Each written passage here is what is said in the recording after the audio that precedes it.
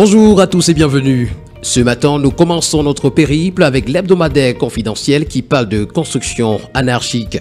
Plus de 500 domiciles bâtis sur des zones à risque, pouvons-nous lire ce matin à la grande une. Les récents événements d'immeubles effondrés survenus dans la ville de Douala dans la nuit du samedi au dimanche 23 juillet 2023 suite à une forte pluviométrie ont remis au goût du jour la question des constructions dans les zones à risque. Le constat est effroyable et les chiffres sont alarmants. Selon les experts, si rien n'est fait dans l'immédiat par les autorités de la ville de Douala, les catastrophes similaires vont s'enchaîner dans les prochains jours. Dans cette édition que nous propose l'hebdomadaire confidentiel, la cartographie des zones à risque surveillée de très près par les autorités de la ville de Douala ainsi que les réactions des experts environnementalistes, urbanistes, géographes et bien d'autres. C'est à retrouver ce matin des pages 6 à 8. On parle de commercialisation des aliments formels en petite une. Le Gabon intensifie les contrôles aux frontières et au Cameroun, on observe. Ce matin, le journal Le Zénith parle d'insubordination notoire. Célestine Kétia-Cortez défie le Premier ministre. D'après le journal Ce matin, c'est un véritable bras de fer engagé entre la ministre de l'Habitat et du Développement urbain et le Premier ministre Joseph John Ngouti, dont la décision de rapporter les dispositions prises par sa collègue du gouvernement à cause du non-respect des règles en matière de nomination à la fonction publique est jetée aux orties et vouée aux gémonies. L'information ce matin est à retrouver en page 3. On parle à la grande une du quotidien L'Info à chaud d'Émile Parfait Sim. Une énième plainte déposée contre lui, nous renseigne le journal. Escroquerie, abus de confiance, entrave à la liberté de travail motive la plainte déposée au tribunal de première instance de Douala par Morgan Palmer, président de Global TV, destitué sans manière par Émile Parfait Sim, le promoteur. C'est à retrouver en page 11. Lutte contre la vie chère, ce matin en petite une au Cameroun, Paul Biya, Toutoui. On parle également de raccordement des conduites du Pipes au réseau existant de la Kamwata, exécuté avec succès, nous renseigne en page 2, le quotidien. Et puis face à la presse, l'intégralité de la déclaration de Maurice Kamto est à retrouver des pages 4 à 10. La tribune des communautés, le journal Intégration, ce matin, qui nous amène dans la CIMAC, parle de la commission au front.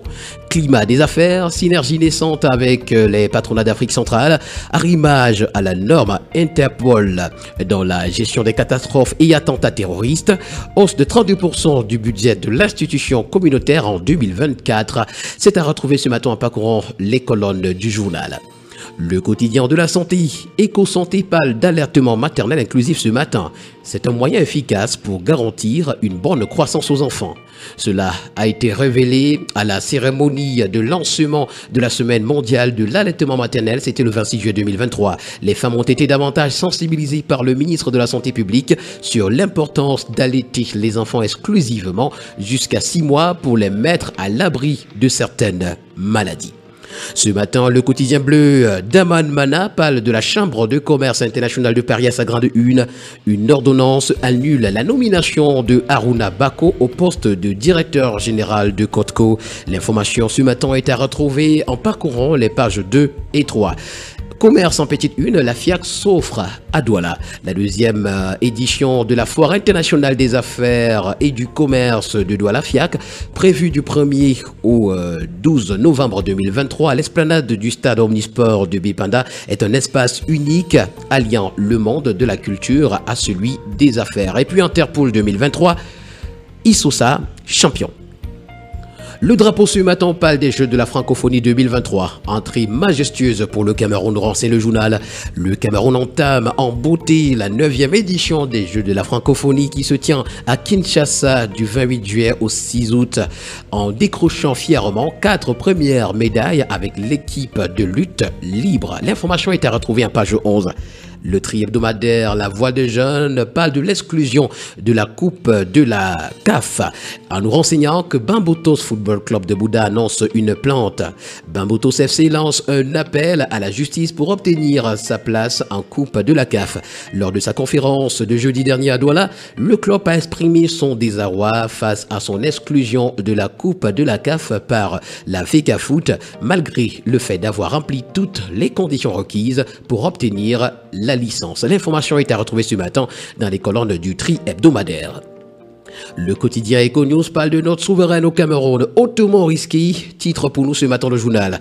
À cause d'un retard de paiement d'une de ses créances auprès d'une banque allemande, l'agence de notation financière internationale Moody's a abaissé la note du Cameroun à CAA1, une catégorie hautement risquée. Quelles conséquences ce déclassement peut-il avoir sur les opérations de levée de fonds du Cameroun en international, s'interroge le journal qui nous propose un décryptage ce matin à sa page 3.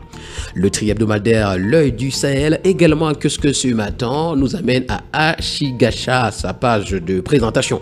Un gendarme et un civil ont été tués dans une attaque de Boko Haram. L'ex en petite une, Frondi, l'USDF et le Grand Nord. Bankim, les Mambila se déchirent au sujet de la création d'un arrondissement. Et puis à Garoua, 40 éco-gardes sur le terrain. Le quotidien nous parle de Paul Biya à Saint-Pétersbourg. Le président Biya, le point de mire, titre ce matin le journal. L'hebdomadaire Sans détour revient également sur le sommet Russie-Afrique. Poutine vaut son admiration à Paul Biya, pouvons-nous lire. Pour le quotidien Mutation, titre Paul Biya, la tentation russe. Bien qu'attaché aux partenaires occidentaux et à la Chine, le chef de l'État se montre particulièrement enthousiaste à l'idée d'intensifier et diversifier la relation entre le Cameroun et la Russie après le sommet de Saint-Pétersbourg. L'information ce matin est à retrouver en page 7. En page 5 ce matin, on revient sur les effondrements d'immeubles. Pression de Ketia Cortez sur les maires. Pipeline Tchad Cameroun, Savannah marque des points en justice. On parlait également de la coopération entre la Russie et l'Afrique ce matin à la grande une du bi-hebdomadaire La Météo. Paul Biya, défenseur des intérêts de l'Afrique. Prenant la parole, c'était le 28 juillet dernier à Saint-Pétersbourg. Lors du deuxième sommet, le chef de l'État camerounais a plaidé devant son homologue russe Vladimir Poutine pour que Moscou aide davantage les pays africains dans le financement de leurs économies. L'information complète est à retrouver en parcourant la page 3. À la grande une du bi-hebdomadaire, l'anecdote ce matin, on parle aussi de la coopération entre la Russie et l'Afrique. Retrouvons les fleurs de la Renaissance. Pour le quotidien national bilingue Cameroun Tribune, coopération Cameroun-Russie, c'est un nouvel élan. Le quotidien nous renseigne que le président de la République, Paul Biya, accompagné de la première dame, a regagné Yaoundé hier soir après avoir participé au deuxième sommet Russie-Afrique qui s'est achevé vendredi dernier à Saint-Pétersbourg. Une rencontre à huis clos avec son homologue Vladimir Poutine a permis d'examiner les voies d'approfondissement de la coopération, notamment dans le secteur économique. Ceci au moment où le Cameroun et la Russie s'apprêtent à célébrer 60 ans de relations diplomatiques. Dans la foulée, un accord d'exemption de visa a été signé. Les récits des envoyés spéciaux de Cameroun Tribune sont à retrouver ce matin des pages 2 à 4. Avec le quotidien Infomatin, on parle d'eau potable. Paul Biya tient le pari. Sous la supervision du ministre de l'Eau et de l'Énergie, Gaston Elundou Essomba, le directeur général de la Camwater a procédé, c'était le 29 juillet à Yaoundé, au lancement du raccordement du Pipeys au réseau Camwater. Blaise Moussa a par ailleurs informé que les travaux des sites de Tinga et Bankolo ont été exécutés avec succès. Le projet cher au chef de l'État vise à accroître l'approvisionnement pour les populations d'ici décembre 2023. L'hebdomadaire Bounia est un kiosque ce matin et parle d'infrastructures routières. La difficile attente des objectifs de la SND 30 nous est présentée ce matin en grande une. Sur les 4 premières années de la SND 30, le ministère des Transports devrait réaliser 74,9% des objectifs de nouvelles routes bitumées fixées par la SND 30. Pour les routes réhabilitées, les réalisations resteront sous les 56,2%. L'enquête que nous propose l'hebdomadaire ce matin est à retrouver à la page 2. L'hebdomadaire Week Info parle de la fusion entre ECAM et JICAM et nous présente la sortie manquée et embarrassante d'Emmanuel de Tali sur le patronat camerounais. Pour le bi-hebdomadaire Génération Libre, on parle de la convention tripartite FBPC, Conseil Cameroun Fertile Ground. Tony Ombam booste la révolution agricole du président Paul Biya. Le tri-hebdomadaire Le Soir, pour sa part, revient sur la semaine mondiale de l'allaitement maternel. Le MinSanté est au cœur de l'événement. En transport, le développement du secteur est valorisé au SAGO 2023. Toutes ces informations ainsi que bien d'autres sont à retrouver ce matin dans les colonnes du Tri hebdomadaire. Le quotidien Nouvel Horizon revient sur le sommet Russie-Afrique et nous renseigne que l'Afrique est à la croisée des chemins. Pour le tri-hebdomadaire La Voix des Jeunes ce matin, on parle d'Ibrahim Traoré comme le nouvel Sankara. Mesdames et messieurs, voilà qui met en thème à cette autre sortie de la revue de la presse camerounaise.